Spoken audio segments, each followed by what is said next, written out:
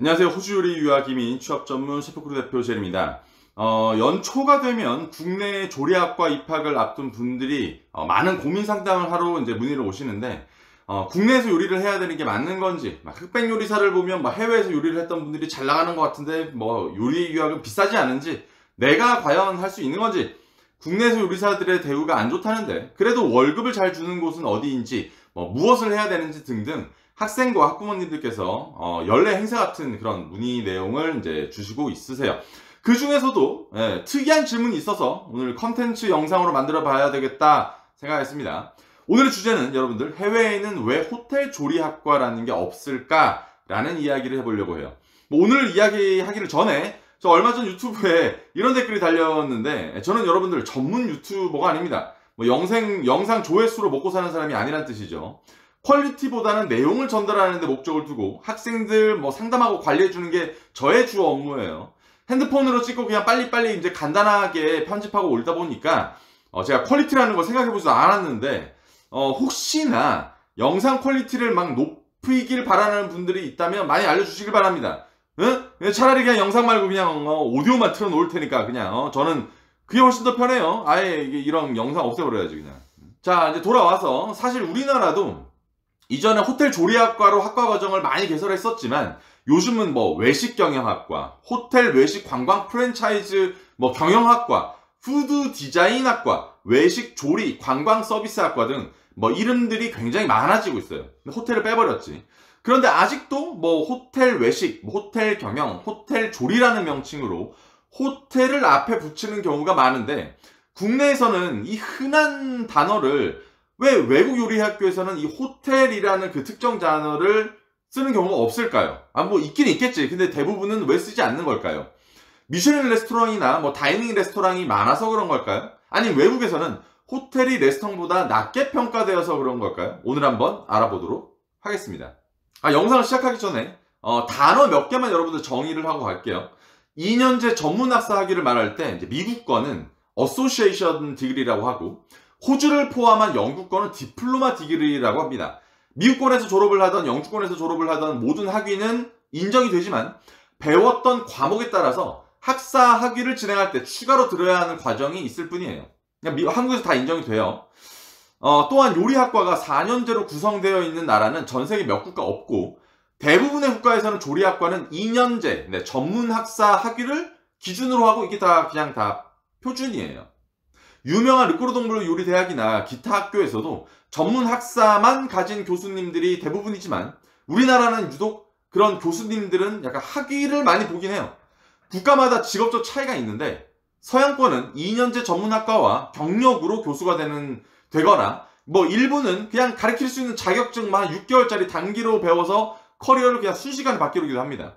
우리나라는 약간 조리과 교수님이 되려면 학사는 기본에 석사, 박사까지 가서 조리학과 교수님이 되는 경우가 대부분이죠. 네. 자, 서양권에서는 왜 호텔 조리학과라는 개념이 없는 이유는, 제가 봤을 때 국내의 시선이 그냥 독특하다라고 말할 수 있기 때문인 것 같습니다.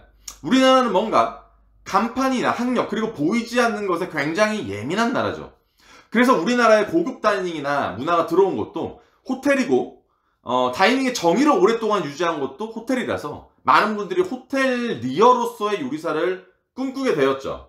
서양권에서는 주니어 셰프들이 3 미슐린 레스토랑이나 하이엔드 레스토랑이나 요런 데 출신이면 요리사에 대한 대우가 일반 레스토랑이나 카페에서 일하는 분들보다는 높지만, 호텔을 기준에서 보면 5스타 호텔에서 경력을 쌓는 주니어들이 인정받는 분위기가 아니에요. 3, 4보다 이렇게 높다, 이렇게 할 수는 없어. 이전 영상에서 호텔 요리사들과 이곳에서 성공하는 법을 올려놓은 적이 있는데, 호텔 요리사들에 대한 그러한 영상도 한번 챙겨보시길 바라고요. 또한 산업을 기준으로 봤을 때 3 미슐린 레스토랑 산업이 카페 산업이나 일반 캐주얼 다이닝보다 높지 않다라고 여러분들 생각하죠.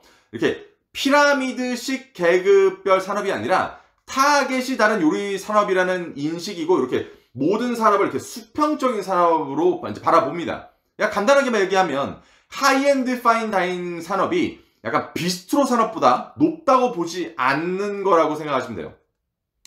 아주 간단하게 백종원 선생님이 파인다이닝을 안 한다고 해서 안성재 셰프님보다 뭐 낮거나 돈을 못 벌거나 유명하지 않은 것처럼 말이죠. 장사의 신이 하이엔드 파인다이닝 오너 셰프님보다 못한 것도 아니고 시골 동네 유명한 카페의 셰프가 파인다이닝 요리를 못한다고 해서 낮은 게 아니니까요. 그래서 그게 호텔이든 레스토랑이든 카페든 비스트로건 케이터링이든 바든 캔틴이든 여러분들 외국에서는 그런 산업들 독일선상에서 바라봅니다. 우리나라는 그걸 약간 피라미드, 약간 계급처럼 보죠. 고급 음식점의 시장이 그렇지 않은 시장보다 높다라고 생각을 하고요. 특히 우리나라 사람들이 이런 계급적인 인식이 굉장히 심하다고 생각을 합니다. 그래서 아마도 호텔이라는 말이 조리학과 앞에 붙은 것도 약간 이제 88년 올림픽 이후 고급 호텔이 많이 이제 들어섰고, 그래도 나름의 품격과 퀄리티를 꾸준하게 지킬 수 있고 막대한 자본력으로 마케팅이 이루어진 이 산업군에서의 기준이 바로 표준이 되었고, 그래서 호텔이란 말이 약간 이제 앞에 붙은 거죠. 서양에서도 호텔들이 요식업계의 표준을 제시하는 부분이 많지만, 뭐 레스토랑 산업이나 기타 다른 산업 또한 엄청난 규모를 이렇게 자랑하고, 이게 뭐 밥집과 마찬가지로 다이닝 산업이 많은 규모를 차지하고 있기 때문에 호텔이 막 고급이라는, 유일한 고급이라는 인식과 뭐 요리사들의 이렇게 유일한 이제 선망의 대상이 되지만은 이제 않죠. 소비자의 시선도 아마 마찬가지일 거고. 호텔은 레스토랑처럼 개성을 뚜렷하게 하면서 새로운 걸 시도하면서 호불호가 심한 요리들을 잘 하지 않습니다. 뭐 대량 조리를 해야 되는 시설을 갖춰야 하기 때문에 시설의 관리나 유지 보수에 대해서 굉장하게 엄격하고, 주방의 크기 또한 크기 때문에 위생이나 핫셉, 뭐 푸드 세이프티 등의 규율을 굉장하게 엄격하게 지키죠. 많은 수의 특유 수객과 다양한 이벤트와 연회를 진행하는 곳에서 약간 하나의 실수와 잘못이 많은 사람들을 다치게 할 수 있고 생명까지 위협하게 할 수 있으니까요. 그래서 호주 요리대학이든 일본이든 미국이든 그 어떠한 국가의 요리대학에서 가리키는 건 호텔처럼 정석적인 것들을 기반으로 합니다. 그런 환경을 갖추고 시작을 해요. 그 정석이 사실 굉장히 중요하고 요리사로서 꼭 배워야 하는 기본 중에 가장 기본적인 것들이죠. 뭐 레스토랑이야 뭐 음식과 스킬을 마음대로 기준할 수 있고, 뭐 자기만의 독특한 개성들을 정립하면서 기본에서 벗어날 수도 있습니다. 뭐 요리사 뭐 3명이 겨우겨우 들어갈 수 있는 작은 규모의 주방 사이즈를 가지고 있는 경우도 거의 허다하고 많고요.